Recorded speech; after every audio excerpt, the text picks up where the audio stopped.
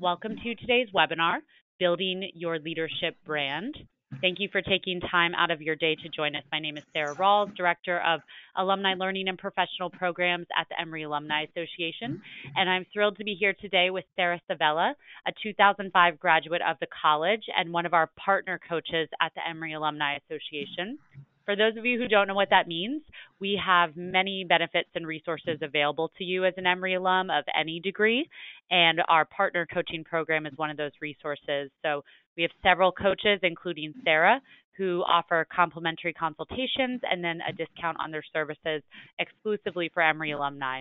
And Sarah is a leadership and organizational development consultant and coach in New York City. So if you're in the New York area, look her up. But for those of you outside of New York, you can also schedule a virtual meeting with her as well.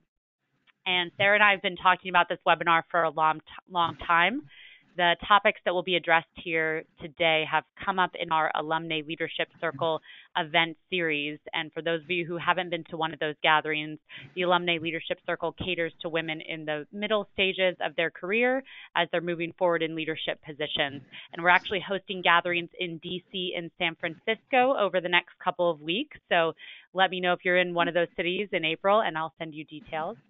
But before I turn it over to Sarah, I do want to let you all know we're going to make this webinar interactive today. So get ready on your chat. You can send in questions, comments throughout the webinar presentation. Sarah will be providing prompts, so we encourage you to participate, and it's all anonymous. And then at the end of the presentation, we will have time for direct Q&A with Sarah, so feel free to type in your questions for that as well. So before I turn it over to Sarah, let me tell you a bit more about her. Sarah Savella has built her career helping some of the world's leading companies connect people with their organizations to drive business strategy and results. Working as a consultant and coach, as well as in leadership roles internally, she brings change management, talent strategy, and organizational development expertise and solutions to organizations across industries. Sarah has a diverse background, having worked at two prominent leadership and organizational change consulting firms, as well as the leadership and management level running OD and talent development in mid-size and large corporations. Her work has taken across industries, leading projects and teams at organizations that include On Deck, startup Attune Insurance, Ketchum Change, Montefiore Medical Center, Weight Watchers, so she's seen it all, Rag and Bone. And her expertise focuses on designing and implementing talent, engagement, and learning programs, as well as working with executives on leadership alignment and culture. So I do also want to mention, for those of you who have to run out to a meeting at some point, we are recording today's session, and I will be sending it out to you all in 2 business days, along with a handout that you can also find in the handout section of GoToWebinar. So feel free to click handouts and download that so you can follow along with Sarah. But all right, Sarah, without further ado, I'll now turn it over to you. Awesome. Thanks so much, Sarah. So there are a lot of Sarahs today on the webinar. I don't know if there are any others, but even more so why we need to build our personal brand so that we could have something that's differentiated. But I was going to give you the spiel about me, but it seems like Sarah did a really great job doing that. So thank you so much for the introduction. Just a couple of highlights that she mentioned. I am based in New York City. So hopefully those of you that are in Atlanta and out in California, I saw there were a couple of people signed up. Hopefully the weather is getting a little bit warmer out there than it is here. But I am a 2005 Emory alum. I graduated with my bachelor's in psychology. I would say that my figuring out what I want to do and the type of professional leader that I want to be started way back then. I actually started as a neuroscience and behavioral biology major and thought that I was going to go to medical school and become a doctor. So as early as my first semester at Emory, I was shifting and building who I am, and I think that continues to be a theme, which it probably is for all of you that joined today as well. So again, as Sarah mentioned, I have my own business. I do 50% executive coaching, 50% HR and leadership consulting, and I've done a lot of work recently in the startup space. So working with startup organizations and also leaders that are new to their senior level roles and first-time executives and founders. So thank you so much for joining. The The other thing I will say, as Sarah mentioned, is that this is going to be very interactive. I actually prefer a more facilitative approach than presenting and having you listen to me. But since we're on a webinar, I know there'll be a lot of me talking, but I'm hoping that I could at least bring out some of the conversation that we can have together through the chat. So we will get started with a poll, and I'm curious to hear, why did you join today? So did you recently take on a larger role? Do you feel stuck and kind of in need of some sort of reinvention? Are you really wanting to help others understand the value you bring or see you differently? Did you think it was interesting, or is it lunchtime and you have nothing better to do, or something else? So I'll take a moment and feel free to go ahead and submit your responses. All right, so no one has selected the I had nothing better to do, which okay, good.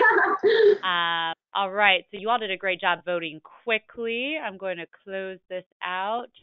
It looks like, so we had 25%, almost a quarter of people on the line say that they recently took on a larger role or leadership role, so congratulations to you. 15% are feeling stuck and need some reinvention.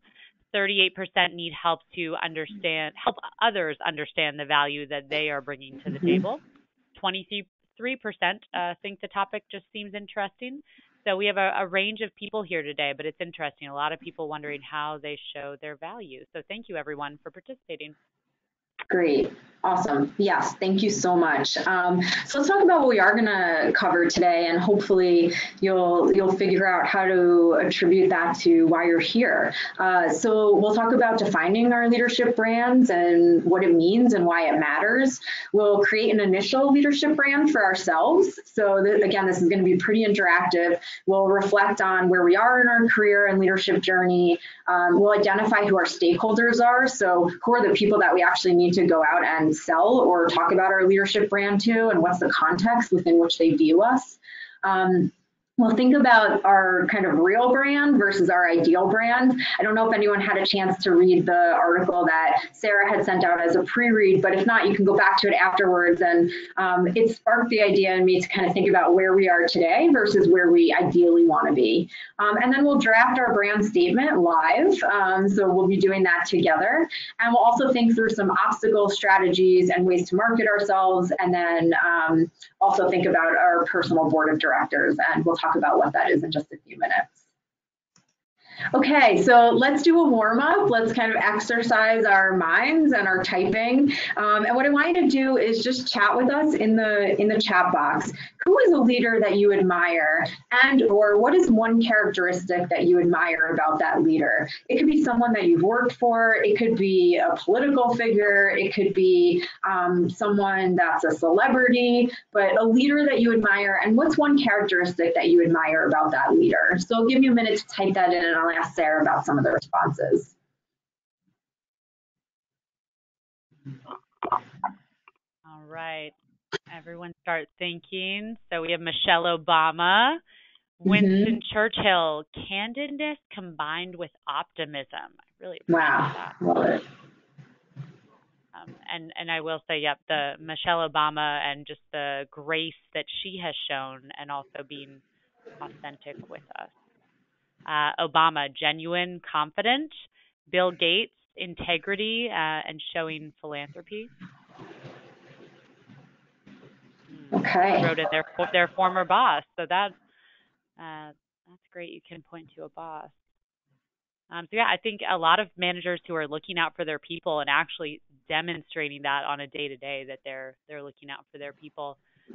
So someone mentioned characteristics of honesty, transparency, and willing to develop those in other people.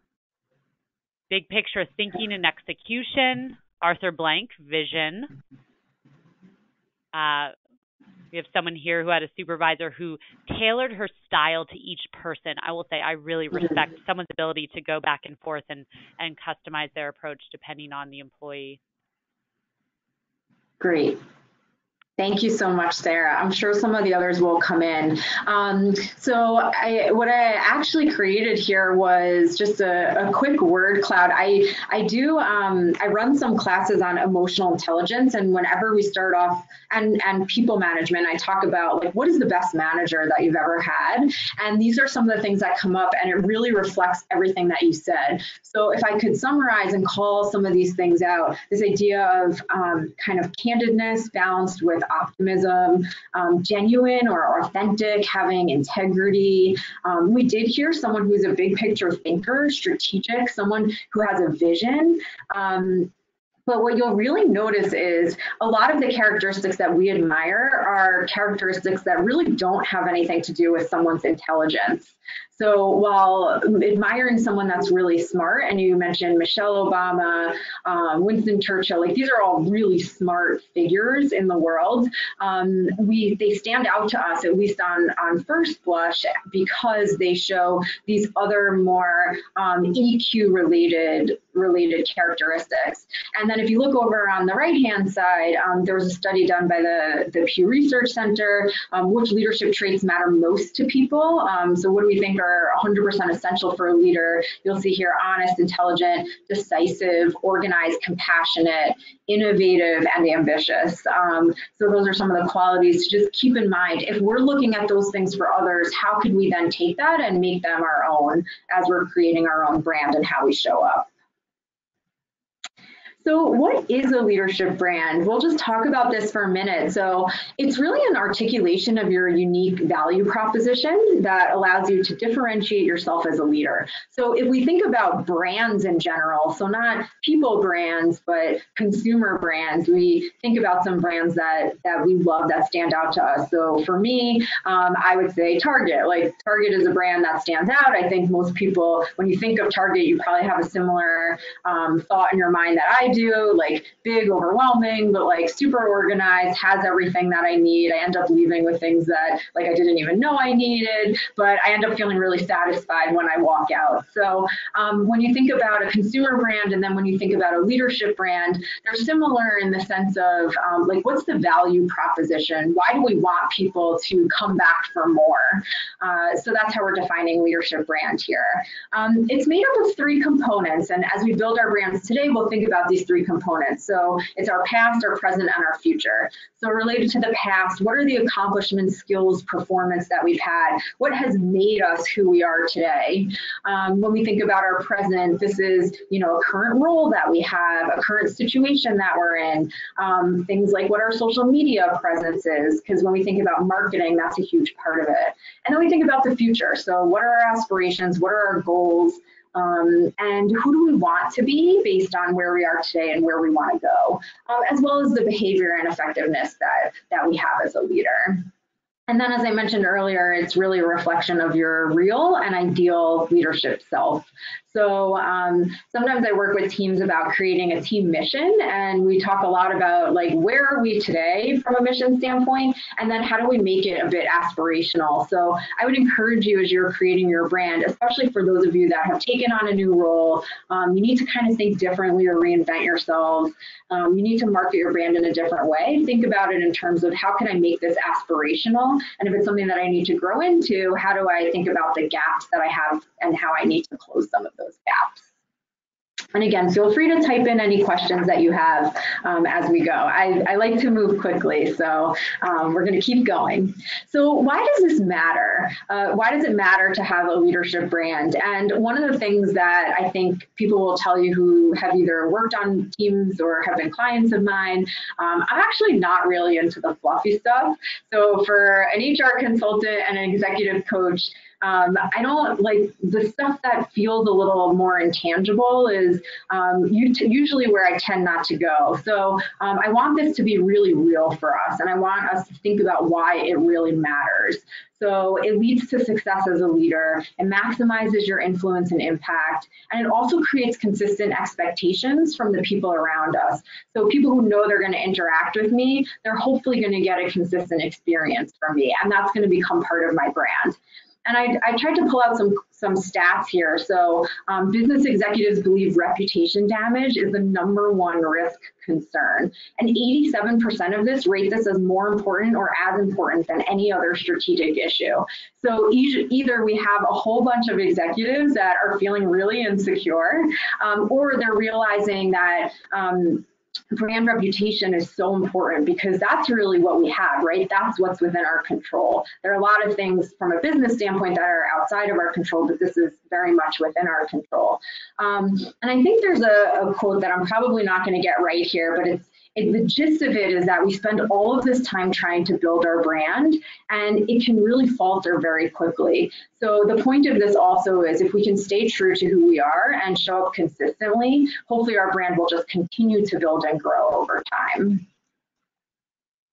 And how do we use our brand? So we talked about why does this matter? So that's really the what, and this is the how. So we're going to create our brand. How do we actually use it? And the point is, very tactically, you can use it to introduce yourself verbally, visually, and in writing. Whenever I go to networking events, it's actually a little bit outside of my comfort zone because I'm naturally an introvert. So for me to be able to have almost like my elevator pitch of what it means to be me is really helpful. So it's a great way to introduce yourself and to kind of start marketing yourself really, really verbally. It's also to create an aura about what you do and how you do it. So some of it is to elicit a feeling towards someone. So again, whoever interacts with me, I want them to have an experience or feeling that they leave with after interacting with me so that it's meaningful. Especially for me now, I've worked in internal roles for a lot of my career. I've been out on my own for 2 years now. So I really need people to remember who I am and figure out why they would want to work with me versus someone else. The next one is to change, clarify, and create perceptions. I was working with a client at a company really recently in a coaching capacity, and one of the things that he wanted to work on was the way that people saw him. He was in the executive suite, but not an executive, and what he had to do was he had to go out and solicit information from people, and every time he would show up at someone's desk, they would like get nervous that he was there because they thought he was trying to pull out information that would then get back to the CEO. But he was saying that's really not what I'm here to do at all. So for him, he really had to change the perception that others had of him, even though that wasn't his intention. And then the last one here is to help influence. And we'll talk a little bit about influence as we go. I'm going to actually give my own example as we create our brand, which I did right before this. So I'm reinventing myself as we go. And I'm going to talk a little bit about influence as well. So what I would like you to do is either take out a piece of paper if you have a notebook, or download the guide that's in the handout section. So the guide that's in there is actually basically these slides that is in a PDF format. And if you have a printer that you can easily print it on, you can do that and follow along, or just grab a piece of paper. And what I want you to do is just take a minute and think about where you are on your career journey and what's important to you as a leader. And I know this is going to sound crazy, but I want you to actually draw a picture of your journey. So that would be my first choice. Draw a picture of where you are on your journey, or just jot down a few words of where you are on your journey currently. So take a minute, think about where you are, what's important to you as a leader, and draw a picture of this, or just jot it down.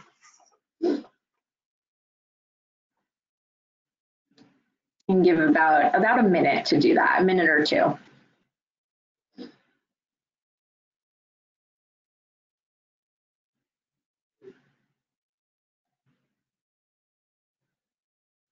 Just to jog your memory a little bit, we talked about the past, present, and future. So accomplishments and skills, current role, your social presence, and aspiration and goals.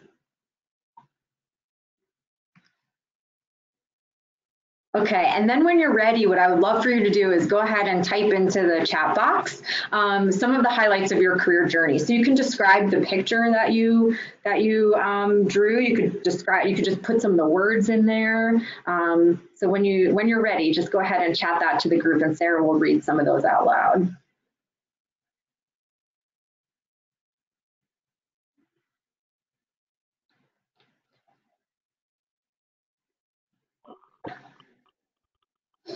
So while people are doing that for a moment, we do have a question.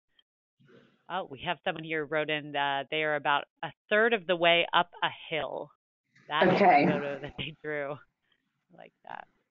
So someone's like, you're like maybe a little bit past the summit of climbing the mountain, but you're getting there. You just haven't reached the top yet. Well, you have someone here who's wondering how you communicate your. Oh wow, someone. Okay, I'm sorry. Someone else typed in that they had the same image, which I think is pretty crazy. Third of the Yeah. way up the hill. So that's pretty great. Okay, we have 3 people now who drew that image. Okay. Did anyone else draw an image of themselves 1/3 of the way up the hill? On a All right, mountain. 4. 4 people. All right, 4 people have said they drew the same image. That is Nice. pretty cool. Someone else is a little further up the hill than a third. She's 2/3 up. So we have someone here who drew a firefighter. They are the type of person who feels like they can juggle fire drills, and drawing this made them Amazing. realize that. Someone else is stepping away from a 20-year network and having to tap into a completely unknown network. That's Mm. what they're about. Mm. So like a total Um, reinvention there. mhm. Awesome. Okay, if any others come in, Sarah, let me know. For me, when I think about where I am, I feel like I'm like in this boat in the water, and I'm not totally drifting lost, but in a way, I feel like I'm doing a pretty good job staying afloat. But there's part of me that feels like I'm like drowning a little bit. So if I could just share a little bit more about that. For my personal journey, I'm 2 years into my business. I feel like I've had a knock on wood successful start, and what I'm trying to do is kind of reinvent where I go from here. So not from a content standpoint, but I'm thinking about my pricing, I'm thinking about my business model, but more than anything, I have a 15-month-old. So I'm also thinking about how I figure out how to juggle being a working person and also being a parent. So that's like a huge part of my career journey. And I mentioned that too, because there are personal aspects of our life that also come into this. So I told you I'll give my examples as we go, and that's where I am. So Sarah, did any others come through, or do you want to share yours?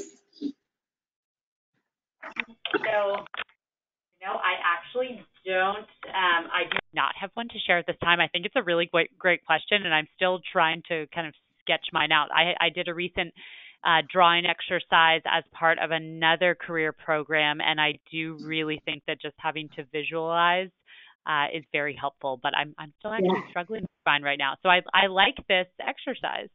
Okay, great. And then you said that there was a question that came in. Do you think There now's a good is. time to answer it? Yes, I think this is a great question. How do we communicate our leadership brand without sounding like a collection of buzzwords? So how do we be authentic, honest, hardworking, innovative? Is that a concern, or is it okay to have buzzwords? Yeah, I think that's a great question. One of the things that I would say is I would encourage everyone to lean towards like plain person language. So if you're finding yourself, and we are going to build the brand against, but if you're finding yourself using words that are feeling really jargony, I would just have you think about like how can I use a word that maybe doesn't sound as buzzy, and I actually think that that's what's going to help you stand out from other people. So we'll talk about some examples, and maybe we'll help each other refine them as we go. So great question. All right, so now that you hopefully have thought a bit about where you are in your career journey and what's important for you as a leader, what I want to do is a quick stakeholder exercise. So I think this is really important because we're not creating our leadership brands in a vacuum. We're creating them because we have to go out and interact with other people. That means we need to build relationships. That means we need to get other people to buy into what we're quote unquote selling. So let's do a very quick stakeholder analysis. So think about who are my key internal and external stakeholders or audiences. So take a minute and just write them down. Like, who are your internal, external stakeholders or audiences? This could be customers. This could be people on your team. This could be cross-functional partners. It could be someone outside of business. So take a moment and go ahead and write those down.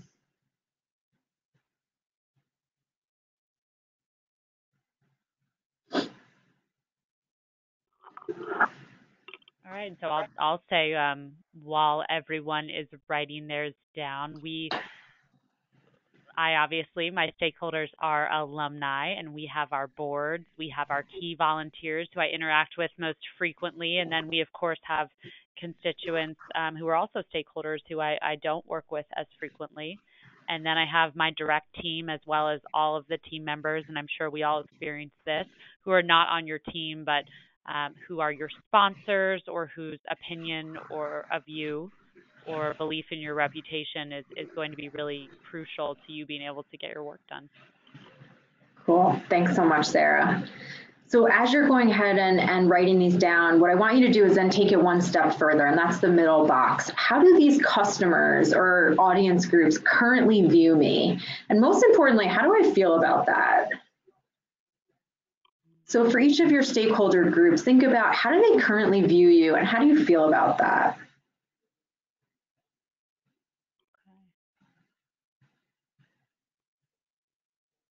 And just some examples of stakeholders that other people are writing about. The big boss, I like that. I'm sure some people have a big boss, and then some other leadership partners, institutional partners, peers and colleagues, leadership team, wife, family. Are there other people who we aren't thinking about who are stakeholders? Yeah, so I'll go ahead and share mine. So my stakeholders are my current clients, potential clients, which I guess is technically everyone in the business world, and then key partners. So I have colleagues that I collaborate with where we partner together to do work. So when I think about how they feel about me, I'll use an example of a current client and then also a potential client. So for a current client, I have one client that I'm with 2 days a week. Essentially, I'm their interim head of HR, and they really see me as a key player and part of their business. And it's given me a lot of confidence, and it's also it feels really good because I'm an independent worker, and it helps me feel like I have a team. When I think about potential clients, I feel like a lot of them see me as not as experienced as other people in the field. The field that I'm in tends to have people who have 30 plus years of experience. So I have an insecurity that sometimes they view me as young. So what could they learn from someone like me versus what could they learn from someone who's maybe been in the field for 30 or 40 years. So for me, that feels like an obstacle. It also feels like maybe a perception I have of myself that may or may not be true. So it's probably something that I need to test out or at least ask for feedback on. So that's an example. And I would love to hear from some of you. Can you give an example of how one of your customers or audience groups currently views you and how you feel about that? So we have someone here who feels like she is probably viewed as energetic, enthusiastic, eager, and ambitious. So how would she go about testing that out to see if her perception is reality? Yeah, that's a really good question. The best way to test this out, and we're actually going to talk about marketing our brand and getting feedback later, is to get feedback and ask other people. Here's what I'm trying to put out there. Can you give me some feedback on whether that's the perception? So a lot of times there's a formal feedback loop in organizations, so you might be getting that feedback through a performance management process, but other times it's really just about asking, and it's asking some people that you trust. And we'll talk about using that board of directors to go ahead and give you that feedback. So we'll get to that later, but great question. All right, great. So would anyone else like to share how they feel that their stakeholders view them? Or are a lot of people concerned that they are unsure about how their stakeholders view them? So we have someone here who feels that her stakeholders see her as respected, genuine, talented, and knowledgeable. So that's very positive. A couple people are worried that they're just uncertain of what their stakeholders think. Yeah. People worried that they're thinking about their age. Mm-hmm. Okay, thanks, Sarah. And again, we'll get to trying to figure out what our stakeholders feel about us. So the last box here is what elements of my current organization or situation come into play. So I have a background in organizational change, and one of the things that I feel like is really important, again, is we're not doing this in a vacuum. So for those of you who have taken on a bigger role, like what dynamics are at play that may impact how your brand shows up? For those of you who need to reinvent yourself, like maybe you're in an organization where I don't know, maybe it's an older organization or institution, and maybe trying to create change is difficult. Maybe you've been around for a long time, so maybe when you started, you were an executive assistant and people still view you in that role. And these are just examples, but think about your current organization or situation and what comes into play. And you don't have to go ahead and share that unless you want to. But take a moment and just jot some of those factors down.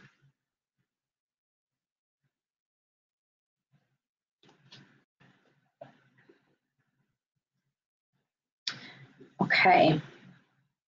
So we've reflected on our career journey. We have identified our audience and also our context. So again, maybe some factors. On the flip side of what I mentioned before, maybe you're new to an organization, so you have a huge opportunity, but you're also starting from scratch. So that could be part of your context too. So I want to just make sure that as you're thinking about this, you're also thinking about your current context.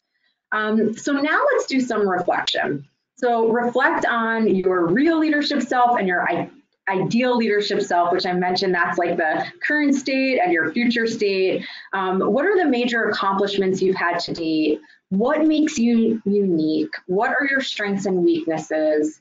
What are the qualities that you admire? And then to be able to get from your current self to your ideal self, what do you need to do? So I'm going to give you a little bit of time to think through this, maybe about 3 minutes or so, because this is really going to be the building blocks for creating our brand statement.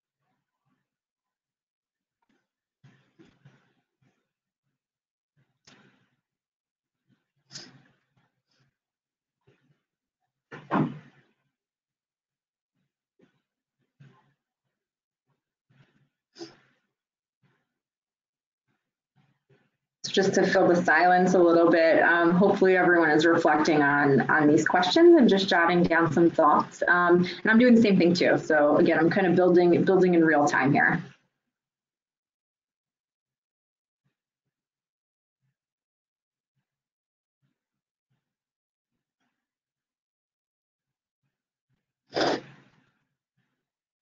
We'll take about another minute and a half.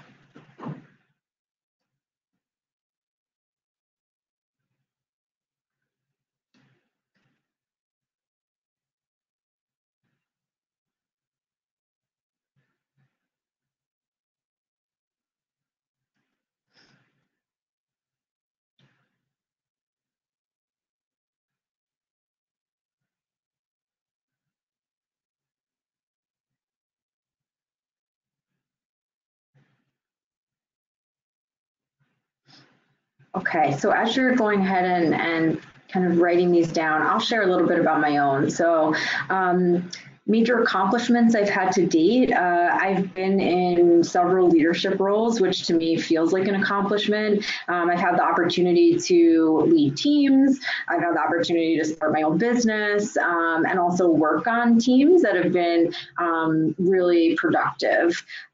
What makes me unique? So I'm going to take my insecurity of age and flip that on its head and say that I think that probably makes me stand out as well. And I've talked to some potential clients lately, especially in the startup space, that have said that their demographic is actually looking for a younger kind of executive coach. So for me, that's a positive for where I am in my life.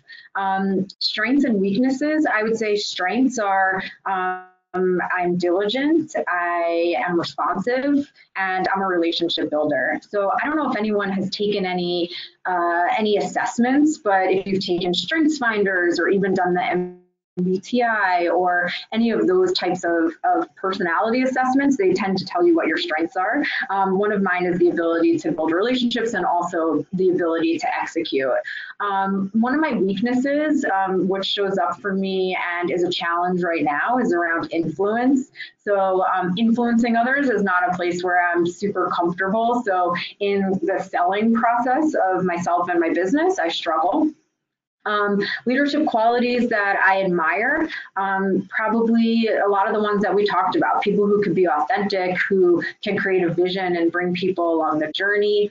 And I think to achieve my ideal leadership self, one of the things that I need to do is work on building my influence, which I mentioned. And then I think I also need to be realistic with myself because I tend to set really high expectations for myself. So I need to give myself a break and then also figure out how I can flex the influence muscle in a way that feels really comfortable for me.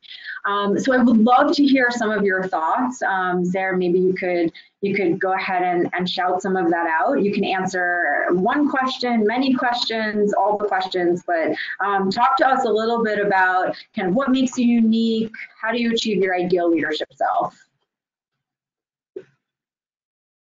What makes you unique, and how can you achieve your ideal leadership self? One person's asking if you could repeat the personality types or Sure. traits, attributes that you just mentioned. Yeah, absolutely. So there are a ton of assessments out there. One of them is called Strengths Finder, and there's actually a book called Discover Your Strengths. It's actually put out there through Gallup, if you've heard of them. They're well known for employee engagement. But strengths is like all the rage right now. People really wanting to focus on what makes them really successful versus focusing on working on your weaknesses or development areas, but that's a good one. The other one I mentioned is the MBTI, which is the Myers-Briggs. There's some other ones out there like the DISC, it's DISC. There's emotional intelligence quotient. There's actually one that is free, and maybe Sarah, I could send you the link to it, and if you want to include that in the follow-up, I can send that out to people. That'd be great. That would be great. Now, there's a lot out there, and I've heard each company uses them differently. So we have some folks here who one person listed that they are unique because of their cross-cultural competence and Oh, deep yeah. generalist, which deep generalist I've never heard. I like that. And weakness is commitment for the long haul, thin skin. So I really Interesting. appreciate that Okay. honesty. Appreciate that honesty. I think any sort of cross-cultural experience is hugely unique. What else? Does anyone else want to share? Managed and established innovative partnerships, building bridges where others have given up. That's huge. Huge. That's resilience. Right, resilience, and same with ability to handle chaos or find strength in chaos. So someone here is their strength is being open-minded, but weakness is communication style that's very strong and can be off-putting to others.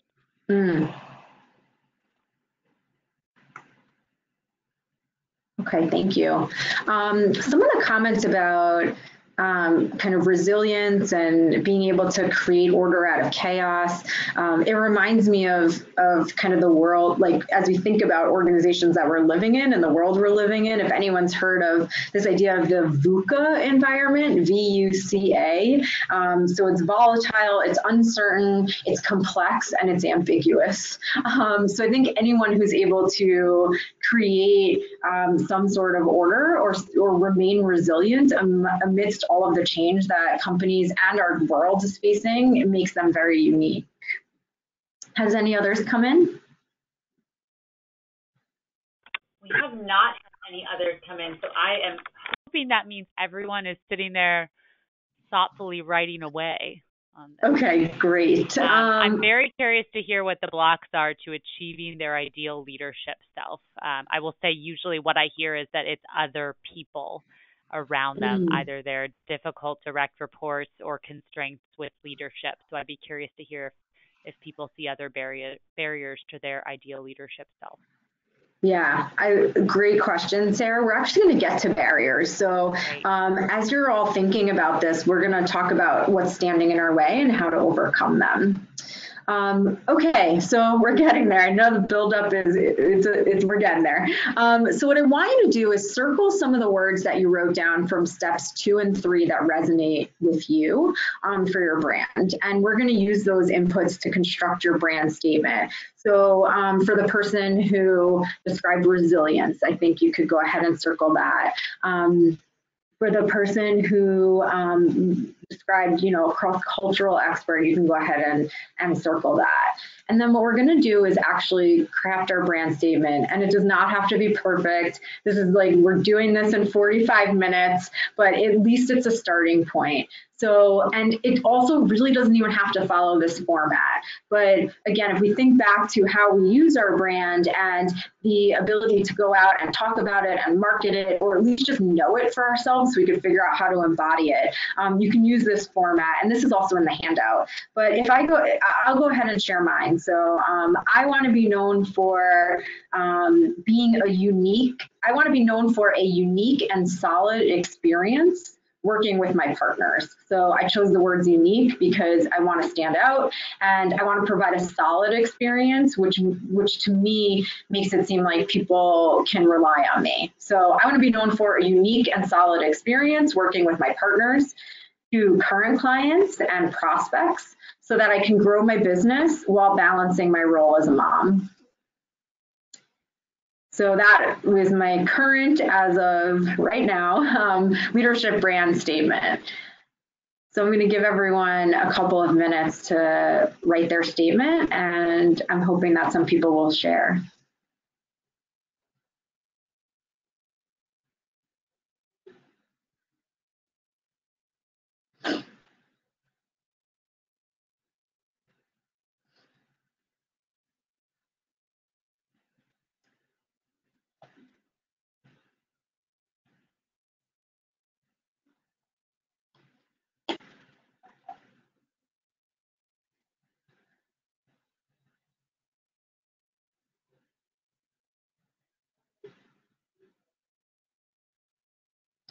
Now, here's the thing that's probably going to make this hard. It's going to be very hard to narrow this down and be really targeted and focused, because we probably want to be all things to all people. And what I would encourage you to do is find the 1 or 2 things that make you unique. All of the other things are still going to be there for you. So you're going to bring your strengths to everything that you do. But what you really want to do is pick out, like, what do you want to be known for? I got this advice when I started my business. People said, what is your niche of coaching? And I said, well, I could coach anyone. And I think that's a differentiator because I'm not just focused on high potential women, and I'm not just focused on first time managers. So, and I'm not just focused on executives, but people really pushed me to clarify my unique proposition from a business standpoint. And it actually really helped me. And I think it's gotten me business, and it's gotten people to remember me. So I coach a lot of senior leaders that are new to their senior level roles. That is unique. So when a CEO is going back through their Rolodex and figuring out who they want to call for their senior leader that was just promoted, they remember to call me. So again, I'm going to encourage you to be specific here because I actually think it's really going to be helpful. So as I mentioned, I want to be known for a unique and solid experience. There are many other things that I could have put into that statement.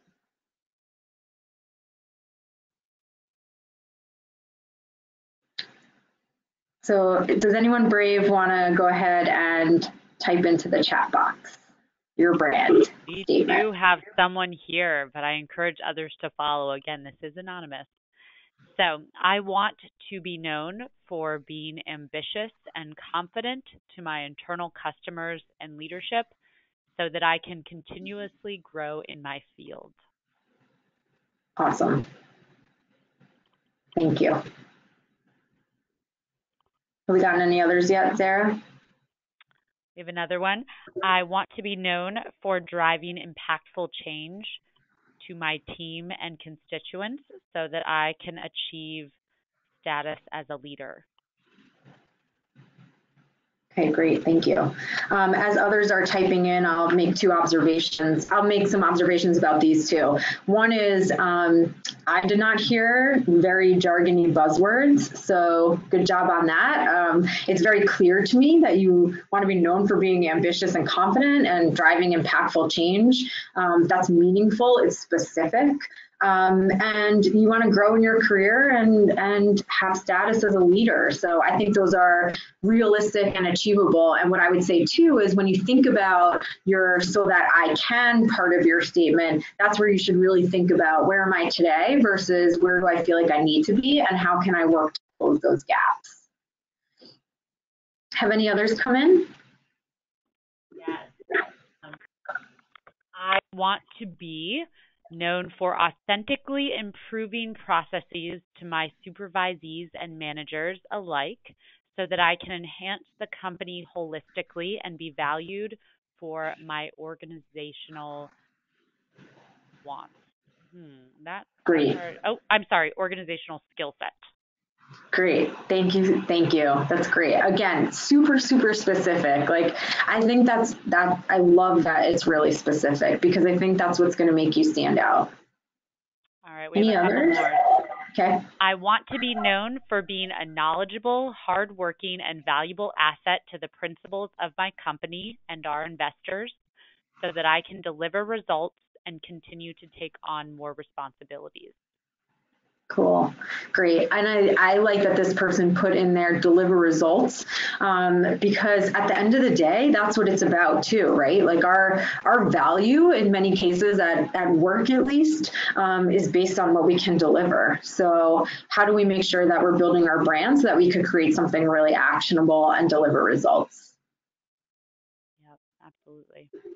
And we have one more. I want to lead collaboratively so others bring and discover their strengths to achieve our goal/mission. Awesome. So I'm assuming that this person's strength is bringing people together, building consensus. So really using that strength in order to make an impact. Awesome. Thank you. Any others, Sarah? That is all for now. I think for me that hardest piece is the "so that I can." Choosing one to list there. Yeah. Because there's probably a lot of things on your list. Is that what feels hard about it? Yes, I think because what everyone says, you want to develop trust, be given more responsibilities, move forward in your career. All of those things go hand in hand. Yeah, and for anyone else that feels like they're struggling with that last part, I would say, like, what is your what? So what do you want to achieve, do, or be? And then the how you do that can be like all the stuff that comes behind your brand statement. So if you want to, grow so that you can deliver results. So in order to do that, you need to be able to be hardworking. You need to be able to influence other people. You need to maybe be good at data and metrics. So that would be the how behind your what statement, if that makes sense. Yep, absolutely. Okay, so this is the final step of developing our brand. So thank you so much for everyone who went ahead and shared your brands. I know we're doing this quickly, so I appreciate you putting yourselves out there. But really the next step is all about marketing your brand and telling your story. And what I'm gonna do is I'm gonna give you this as a homework assignment. So what I want you to think about is, how do you pressure test your brand? How do you get feedback, and how do you implement it? So some of the questions to consider here is, how does my brand identity best represent who I am and what I can do? How can my brand create value in the eyes of my customers? So now you're starting to think about not only how do I want to show up, but how am I bringing value to other people so that they feel bought into me? Can I live this brand? What changes do I need to make from where I am now? So that goes from the real to the ideal. And if we take a good look at ourselves, we probably do need to make some changes to get from where we are today to where we need to be. And that's really the change piece of this. And how can I translate my brand into conversation starters or an elevator pitch? So you're probably not going to walk with your brand into a meeting and say, I want to be known for X. But it's more about, how do I show up in a way where, like, this is who I am. I'm going to start conversations in this way. And when people ask me, what do I do and why am I here, I'm going to be able to articulate that to them in a really confident way to make me stand out. So this is going to be your homework. It's in the handout in terms of marketing your brand and telling your story. Okay, so Sarah, we talked about this before, but we'll do this really quickly because we have about 10 minutes left. But what obstacles might be standing in your way, and how can you overcome them? So just a couple kind of rapid fire thoughts here. What obstacles might be standing in your way, and how can you overcome them? All right, we have one about self-talk. Okay, yep. So that's like, there's two conversations that are happening all the time, the one we're having with someone else and the one that's happening in our head. And sometimes we can get in our own head, and that definitely can stand in our way. Mm-hmm. Finding the right opportunities. Yes. Skeptical manager. Yes, that is always hard. Not knowing your next step. A midlife crisis. Mm-hmm. Yeah, so some of Reorganization.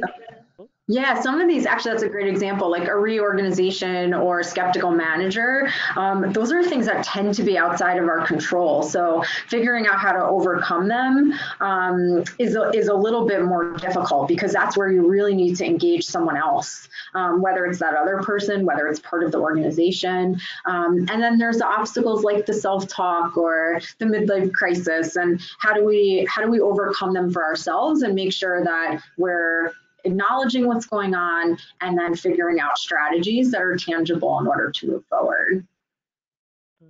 And a few more. We have the time it takes to build relationships and work-life balance confusion. So I'll just end on those since many feel that way. Yeah. It does take time. Like, it takes so much time in order to build your brand. But that's where we have to kind of view every interaction as an opportunity to do that. And also an opportunity, as we talked earlier, where our reputation can get hurt too. And that's why it's really important. The other thing I'll say, though, is sometimes we just can't show up in this way. We're having a bad day, we're having a bad week, something happens that's unforeseeable, and that's okay. I think it's all about, like, how can you recover and how can you move forward? So I want to kind of just talk about your personal board of directors very quickly. And I think that this could be an enabler that can help you get over some of your obstacles. So what I would encourage everyone to do is think about who their personal board of directors is, or your PBOD, if you want to call it that. And actually, there was an article that I read that was really interesting. I am not a Harry Potter fan, so I'm going to actually just read this to you so that I don't mess it up. But imagine Harry Potter's story without Dumbledore's mentorship, Ron's support, Hermione's knowledge, or the rogue advice of Sirius. Not quite the same, is it? Although Mr. Potter is the star of his namesake books, the true creators of his hero's journey are the diverse group of friends and advisors that he has. So for anyone who loves Harry Potter, that probably makes sense to you. But really the gist of it is we need people around us that are going to support us and build us up. So as you're thinking about your board of directors, these are the people that you're going to go to for advice. It's the people that you're going to go to test your brand and get feedback. It's people that you trust, and it's people that are going to be honest with you. So if I think about my own board of directors, I have someone that I use for supervision in my coaching. I've known him for a while, and he's on my board of directors. He's trustworthy, and I can totally be myself with him. And he's also someone who's in my field, so that's helpful. My dad is on my personal board of directors. He happens to be a really logical thinker, and someone who spent a lot of time in business. So he helps me think differently and helps me think through challenges. And then lastly, I have two previous colleagues that one of them was in my field, one of them wasn't. So they're on my personal board of directors. When something comes up, they're some of the first people that I go to.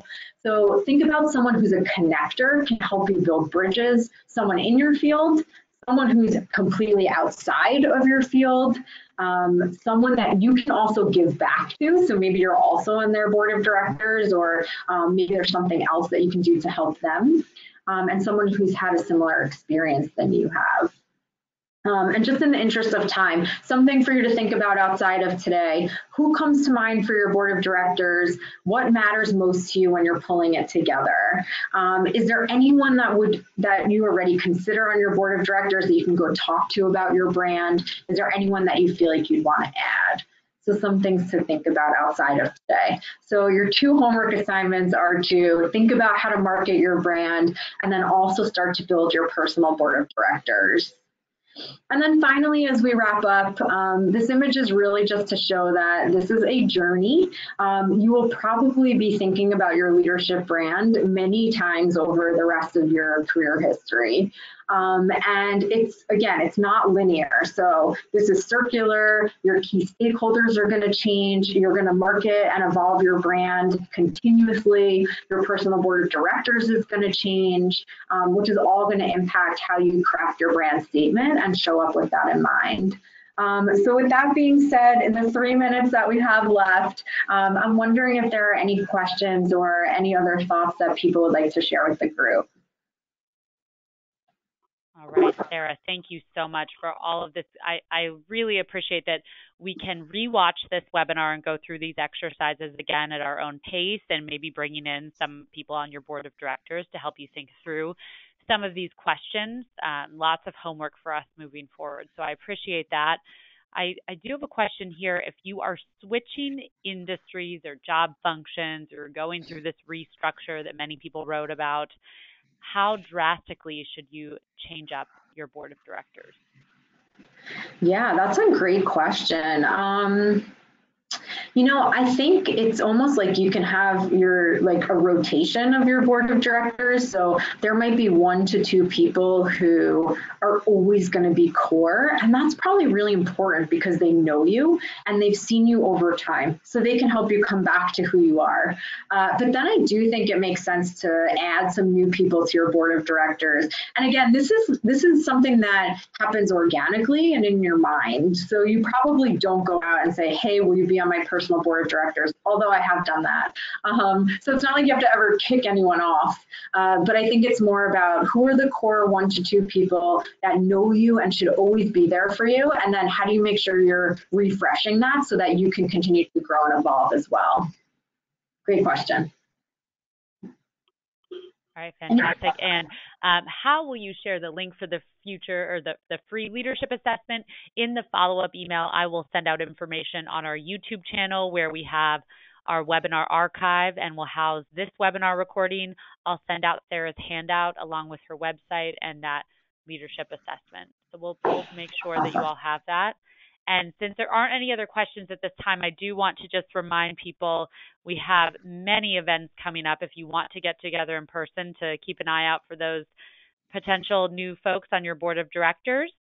We have on April 2nd in Atlanta at the Alumni House, our Atlanta Young Alumni is also hosting a panel on your personal brand.